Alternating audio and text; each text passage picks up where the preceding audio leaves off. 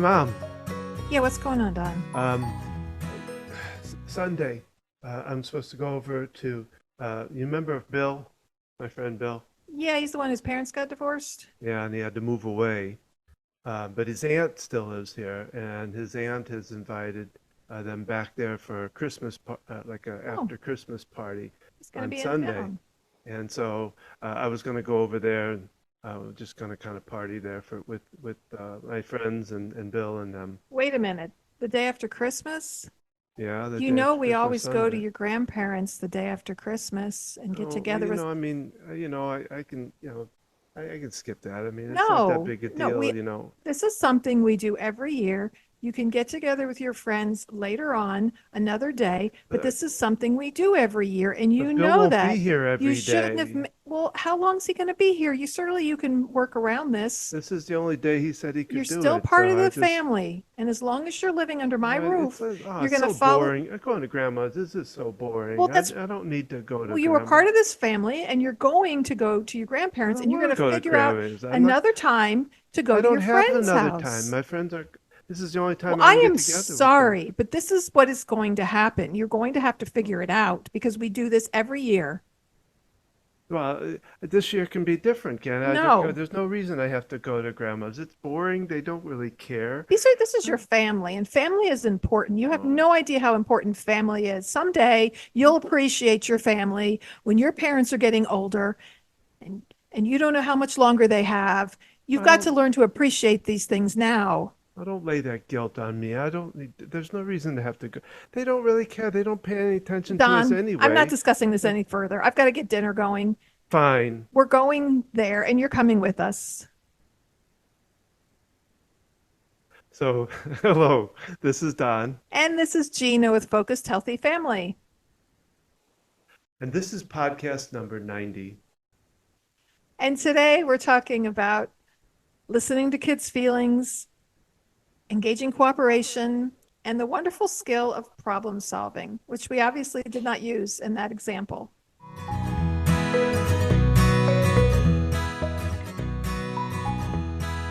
And today, instead of doing a sponsor, let's talk a little bit about what we've got coming up. So we're doing these examples because they come from the exercises that go with the book, How to Talk So Kids Will Listen and Listen So Kids Will Talk. The authors created this program where parents could get together and learn the skills and practice them with each other and to have these new tools as a better means of communicating with their children. And it's a cool process because we have parents, couples getting together. We usually have somewhere between 8 to 12 people on this, and it's a chance we role play, we do exercises, we go through content from the book and talk about how to use it, 'cause this book has such great steps in it on how to. Do you have the book, Don? Yes, I do. Should have got it beforehand, sorry. So when you sign up for the class, we send you a copy of the book and then also the workbook, which we have access to because we've done the training to facilitate this workshop. And there's just some really great information here. And each week we cover a different chapter in the book, and they're really very simple and straightforward. Yet, just by using these simple tools, it can make a difference in our communication with our children. And therefore, they're listening to us as well as having a better connection with our kids. Building a relationship. Mm-hmm. And it's a 6 week course. It's a 2 hours per week, but what we do is we split it between 2 days. So it's a 1 hour session twice a week. And what we have found, the results that come out of it are what amazed me. And I think uh, we see even after like a week or two of the classes, the parents come back and they see a difference in the behavior. They see a difference in the anxiety around the house. And of course, it helps their communication. So it has a threefold result to what the results of the class. So, what a great investment for you to spend at the beginning of 2024 to spend just 12 hours of your time, plus a little extra time, doing the Homework time. exercise, the homework, but it's very minimal to be able to really focus on this. We get people that come to our workshops who've read this book before, get some of the concepts of it. Many of these concepts are in other parenting books as well. And yet it's a real concrete way to just be with other parents, practice these things, go through examples. We even try to incorporate a specific example of someone's dealing with a particular struggle.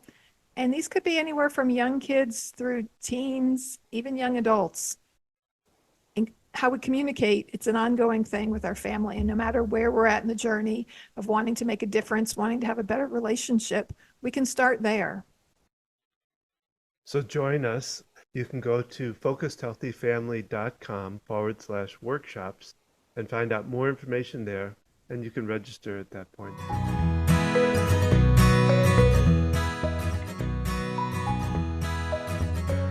And so Don, my teenage son, in the example, came to me wanting to get together with some friends the day after Christmas, which is traditionally the day we've gone to grandparents' house. I'm just kind of making up this fictitious scenario, but something that could be very plausible at the holiday season or even any other time of year. And so how can we do this differently? So we're just going to step back and redo the conversation. Hey, Mom, Yeah, what's going on, Don? you remember my friend Bill? Oh yeah, he's the one that didn't his parents get divorced? Yeah, he had to move away. He was not Oh real yeah. happy about that. Yeah, you haven't seen him in a while. Yeah, and he's back in town though. His aunt lives here, and his aunt has invited their family back for a Christmas party here on Sunday. And so I was going to go over there, and my other friends are coming and joining in on that day. And we're going to just kind of party there with my friends and see Bill, which is really cool. I can't wait to see him. That sounds like a lot of fun. It sounds like you're looking forward to spending some time with your friends. Yeah, yeah, I haven't seen him in I think it's been about a year since he had to move away. Huh. The challenge What? is that's the day we usually go to your grandparents' house on your dad's Oh, side, forgot about that. and some of the cousins come over. I guess I don't need to go to grandma's. So I know your friends are important to you, and yet I also feel it's important that we have this family time because we don't get to spend time with your grandparents and your cousins that often. But it's not that important. I mean, grandma doesn't really pay much attention to us, and almost seems like she doesn't care if we're there or not. So I realize it's not very exciting going. We've been doing this for a while, and you haven't seen your friend in a long time, and that you really would like to be able to spend the time with your friend. Yeah, yeah, because like I said, I haven't seen him in a year, so I was just going to go over there and spend the time with him. So I feel it's important that we still get together with our family. Your grandparents are getting older. I know your grandmother doesn't engage as much. She's got some dementia. Yet it's important to me that we have that time together and that we're all there. I don't I don't see the importance of being there. I can go to my friends and I mean we see grandma she's here so I mean we see her once throughout the year sometimes and stuff. So I mean, I can see her another time. How about we come up with some problem solving? Let's figure out what the other options are. We're talking about going to your grandparents or not going at all. Do you think we could just sit down and come up with a list of other ideas? Because I'd really like us to be able to be together with them on that day. And I know you also want to get together with your friend. As long as we can figure some way for me to see my friends because I don't want to I know miss that's this opportunity. that's really important to you, and Yeah. you'd be really disappointed to not be able to get together with them. Yeah, yeah, I think it's real important. So I'm just going to write down some of our ideas. And what we're going to do is let's just come up with ideas. Let's just kind of brainstorm. Okay. And I'll write all the ideas down. And let's not stop anybody's idea. We'll just write them down and then we'll go through them. All You think we could right. do that? I Does guess. now work for you, or I guess is so. this a good time? Good as any. All right. So you'd like to go get together with Bill and your friends and not go to your grandparents. Yep. Okay. And I'd like to see you find a different day to get together with Bill. But I don't think, I don't know. Well, okay, we'll wait. We'll talk about it. What are some ideas here? So we get together at your grandparents at 2 o'clock. What if you spent 2 to 5 at the grandparents and then went to Bill's house? It might work, but I don't remember. I mean, my friends usually kind of meet late. They were talking like 3 o'clock. So, What other I ideas do you mean, have? what if I just go till like 3:30 or something? So your thought is to go from 2 to You know, say 3:30 hi, show my face. and then head out. So right now we don't have an extra car for you to be able to Oh, go. maybe Dad could take me at when this run me over. They aren't that far from Grandma's. I mean, it's probably a 20-minute drive, so maybe Dad could, or maybe Grandpa would be willing to take me. Then I could spend time with Grandpa as we drive over there, All right, let me write these ideas down. So grandpa takes you to your friends, even though it's a little scary riding with Grandpa. and so you spend about an hour and a half with the grandparents. Is that, yeah, that I guess. So I mean, I'd only miss maybe about an hour or so with my friends. I guess let's, that's okay. well, what time are your friends getting together? They said about 3 o'clock, so For how long? I don't think they put an end to it. Okay. I mean, whenever we get together, we're out late anyway. We go out partying somewhere. I thought you were going to Bill's house. Well, yeah, we go there and we have dinner or whatever, and then we talk for a while, and then we go out do stuff. So we have a couple different ideas. We have going to Bill's at 5, going at 3:30, having your grandfather take you, so you have one-on-one time with your grandfather. What other ideas can we come up with? We all go to Bill's because you were We friends with. all go to Bill's house. Everyone. Okay, I'm writing it all down. I have another idea. Okay. You could go over your grandparents early and maybe even help out with setting things up and then head out about 3:30, so you have a little extra time with them and we have some time all together. When you guys come over later? To Bill's, No, to Grandma's. Are we all going earlier? there's lots of different options here, aren't there? So we've kind of gone through them a little bit. What do you think of the idea of going a little bit earlier? That would probably be okay, because then maybe I can get there at 3 when everybody gets to You Bill's. know what? I need to contact your cousin, John, because maybe he could pick you up and you guys could both go and you could help your grandparents Well, and your John's gonna be there? aunt and uncle out and do some setting up. And then that way you get the ride there. We'll come over later. You can take our car. How's that going to work? Well, I thought you said John would pick me up. How are we going to get home? Well, John will pick you up and bring you to your grandparents. Yeah, and But then then how are you going to go to your friends from what there? does so we see the grandpa. Maybe John could even take me. And John knows Bill. He could maybe even want to say hi to him too. Okay, so you're gonna ask John if he could take you to your friends, and then some one of them can bring you home that evening. Yeah, that's not. I don't think that's a problem. All right, so we're gonna reach out to John. Do you think you could go ahead and call John and ask him I guess so. I or haven't text talked to him him? in a while. I'll text him. All right, so how does this feel? That you're gonna go a little bit early, help out your I grandparents. can help him We'll have out. Yeah. you can hang out till 3:30. Do you think you can I stay thought, till 3:30? well, if I'm gonna be there early, why can't I go at 3? We're not getting there till 2. Sometimes your cousins are a little late. Okay. You think you could make it work till 3:30 since you said you're probably going to be out late with your Yeah, friends? I guess so. So this is our agreement. We're agreeing to this. Does this work Yeah. for you? Yeah, it And works. you're gonna reach out to John. Yeah, I'll go call him. I'll All right. text him right now. All right. And so then at dinner tonight, let's firm this up that you got a hold of him and that we can make this work. Yeah. And I'll reach out to Aunt Okay. Betty and see what things you and John could do to help them out. Okay. All right. Sounds like a plan. Oh, it's so nice being a teenager again. So ad-libbing here, one of the things that I did in the beginning was accepting your feelings,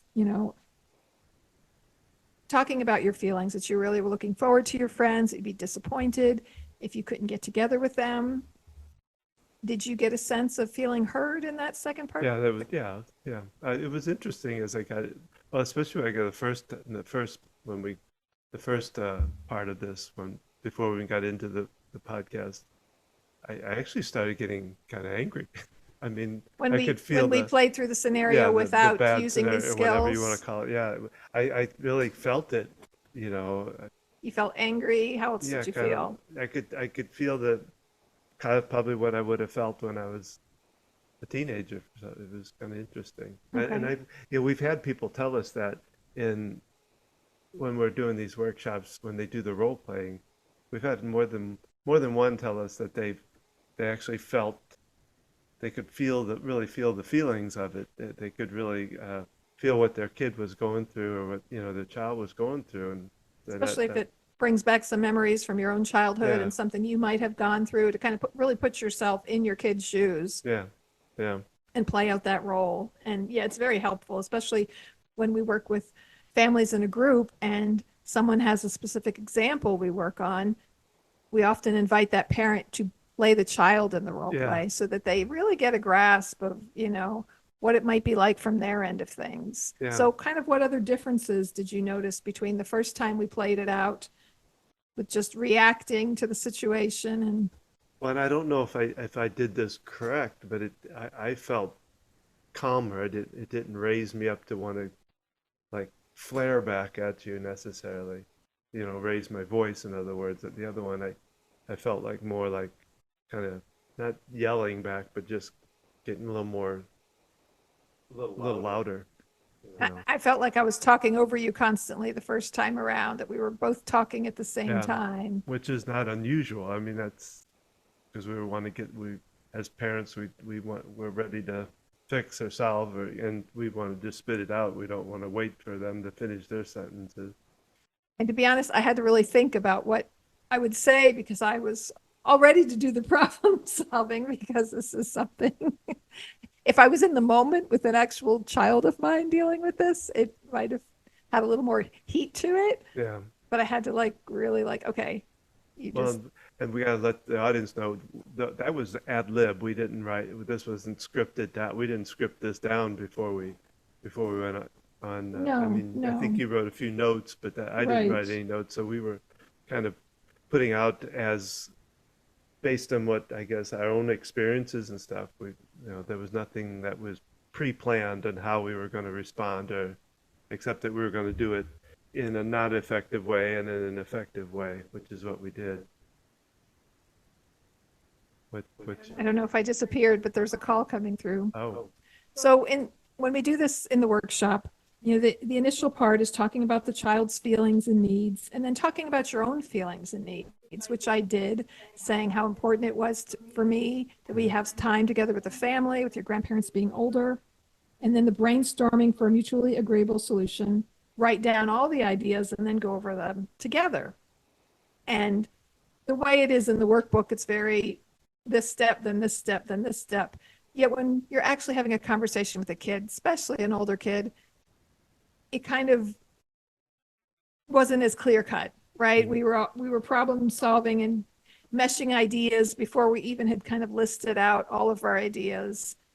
And I continue to try to let you feel heard with reiterating what you're saying and understanding the importance of what you had to do. Well, and for the audience to understand that we had to take the butts out of it in there, and you know I wasn't here paying attention to in the first round, but I'm pretty sure you were using them. Uh, if not, verbally they were, understood or whatever Implied, that. yeah. So when you say, well, you want to go to your friends, but you know that you But can't then, do that because we got to go to your grandparents, yeah, versus you really want to go to your friends. The problem is we've made this commitment to get together with yeah, family. or as I see it, or The yeah, challenge, I think I used that phrasing when we actually did the role the play. challenges, yeah, yeah, And so how can we meet, and there was a lot of different aspects of that that had to occur as far as cars and driving and who's going where and when. And we didn't even kind of go through each and every one. But when you talked about grandpa bringing you to your friend's house, I'm like, well, then he doesn't have time with the rest of the family if he's out doing that. So that didn't even come up because we had already come up with another solution in the meantime. And so it's messy, right? yeah. Communication is messy. But by having these skills and going back to, okay, this is what they're feeling. If they're still really upset and getting mad, okay, they don't feel heard. That's a cue for me to stop. And okay, how can I really listen? How can I set aside all my stuff going on in my head and be like, okay. And the other thing is, in that scenario, you came up to me as mom, and maybe I was in the middle of doing something. Yeah. And so maybe it wasn't the best timing. And maybe it's a matter of, you know what, I'd like to work this out with you. Give me an hour to finish what I'm doing. Will you have time then? Or do we need to talk after dinner so we can come up with some ideas for this? Versus you meet, the child coming up to him and you're baking or something, and you give one of those answers of, not now, I'm busy. Can't you see that I'm busy? You did, don't interrupt me now, kind of thing. Having a response like you just said is a much better, because all of this is about, do you want to, as our wonderful tagline that I really love is, do you want to have a 15-minute conversation or an hour battle, or an hour argument? And that's the difference here. Even, or in the instance of this, the first thing we did, the not effective way of doing it, it could have either led into a long argument or it could have been a storming off.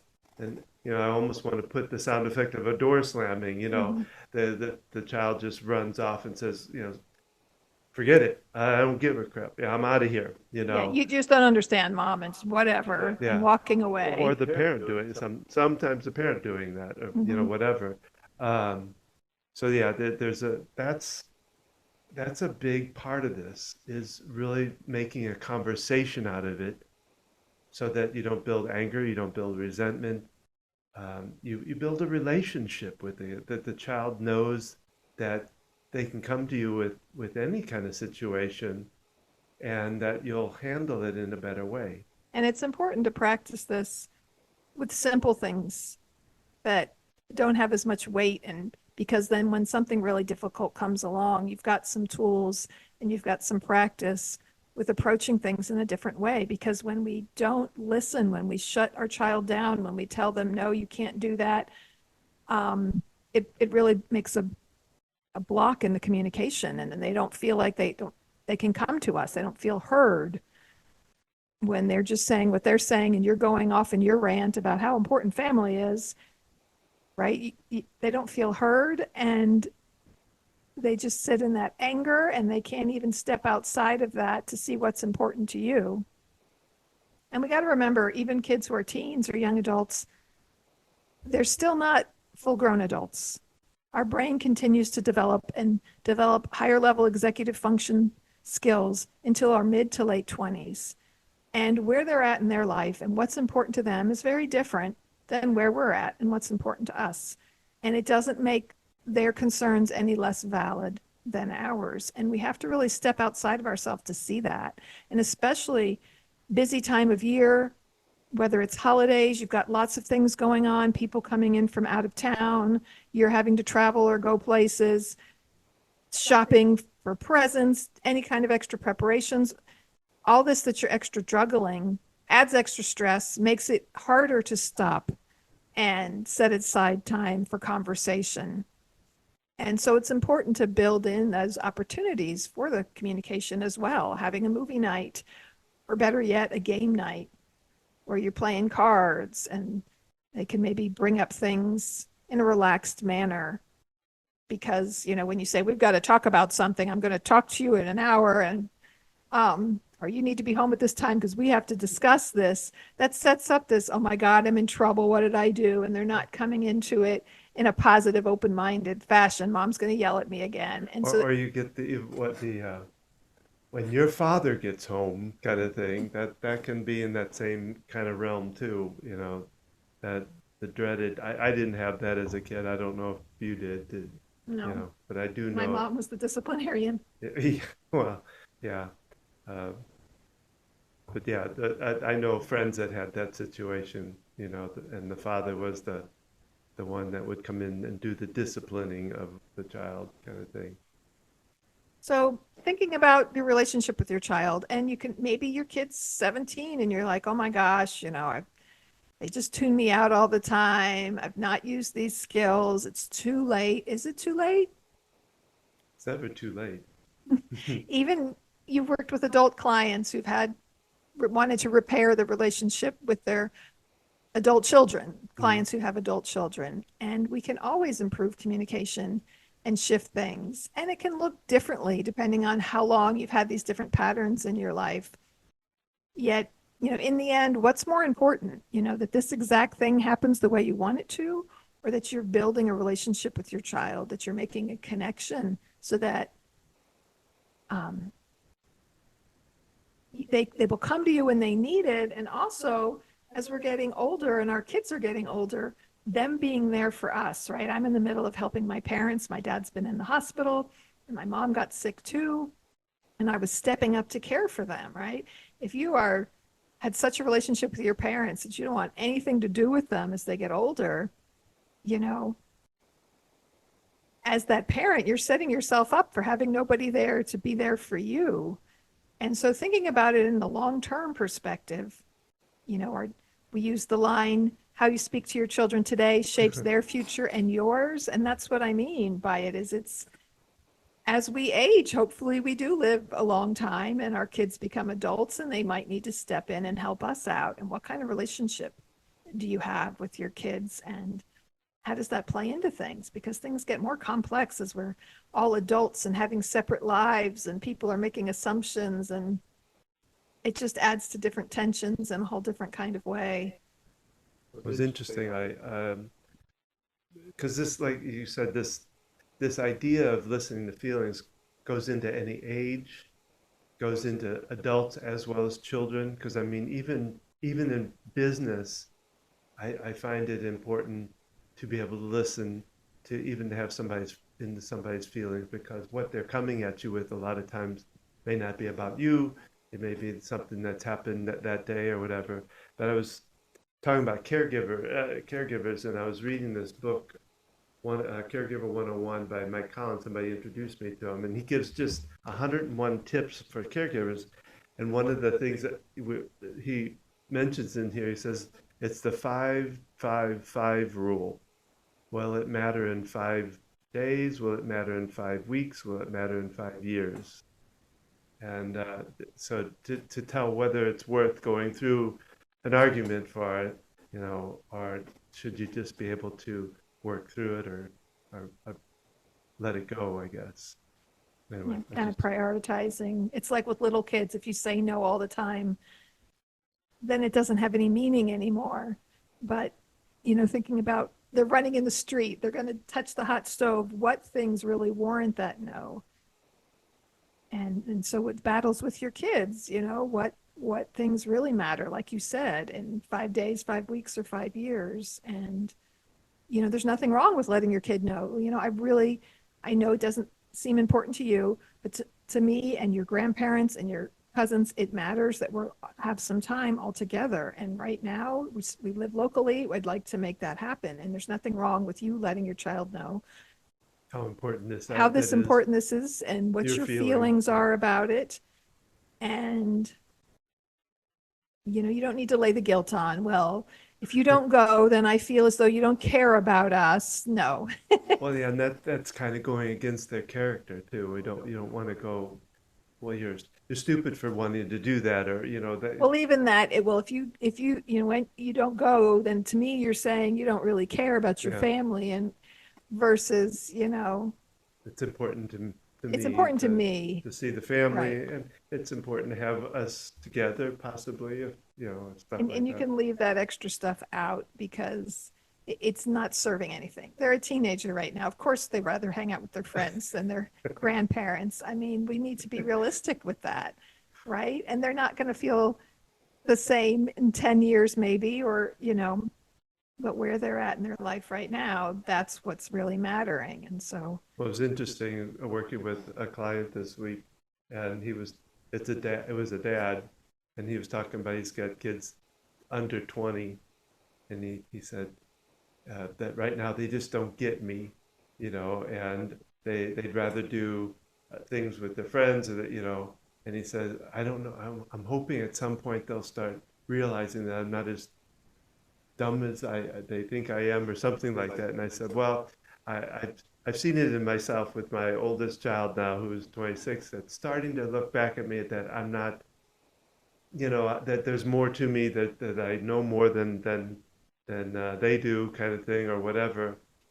So I think, we move out of the teen years, we start to, during the teen years, we see our parents as, uh, we don't see them as that they're that smart, or that. it's part of child development. They're Yeah. growing and they're gaining their own independence. And so they're seeking their own ideas in the world and their own value of things. And so there's a little bit of a sort of a rejecting of the parents as they discover what's important to them and what matters to them. So it can look like, not wanting to listen to the parents. Mhm. And it kind of makes a difference on what kind of a relationship you have and Yeah. how you're used to communicating with them.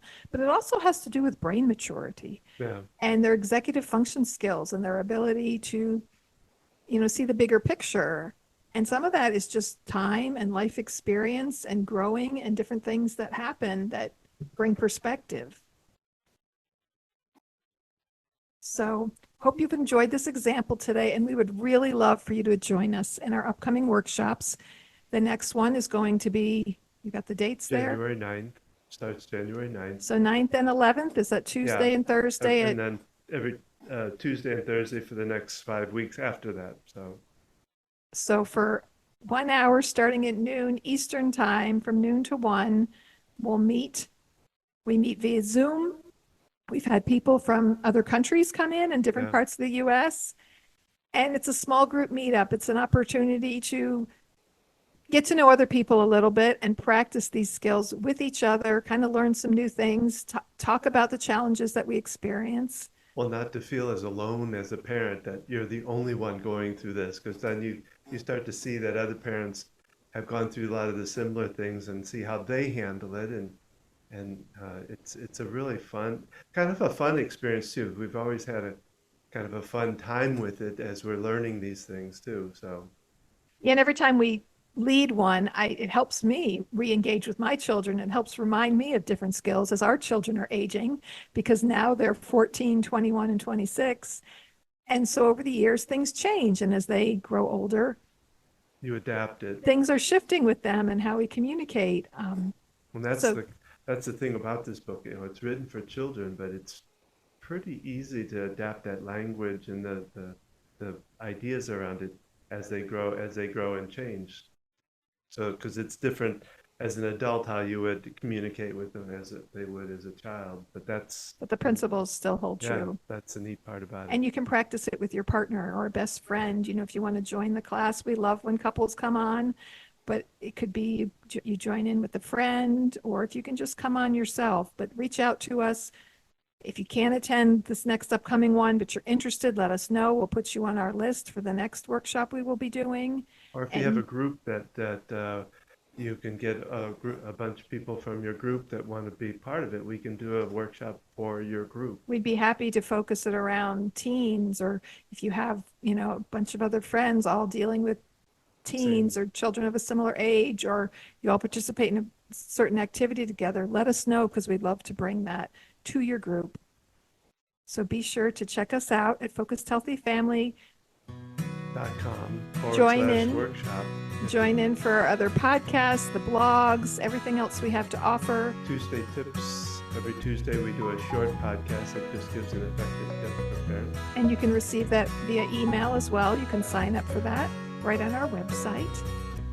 And hope you have a wonderful, happy holidays this year. And remember, how you speak to your child today shapes their future and yours.